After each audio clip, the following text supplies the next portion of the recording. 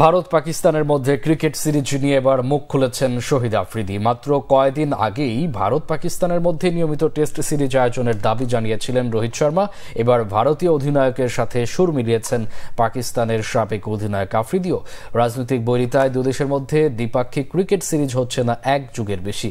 2006 সালের পর দুই দেশ আর টেস্ট ক্রিকেটে মুখোমুখি হয়নি।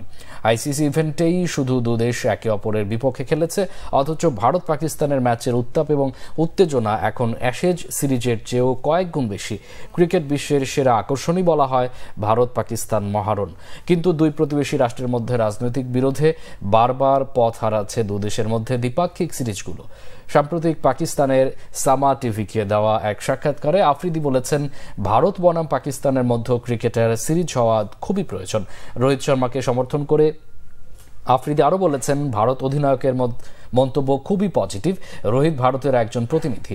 পাকিস্তানের এই সাবেক স্পিনিং অলরাউন্ডার বলেছেন, ভারত এবং পাকিস্তানের সম্পর্কের ক্ষেত্রে বিশেষ করে ক্রিকেট খেলাটার আলাদা একটা গুরুত্ব রয়েছে। পাকিস্তান একটা সময় ভারত সফরে যেত, দ্বিপাক্ষিক সিরিজে অংশ নিত।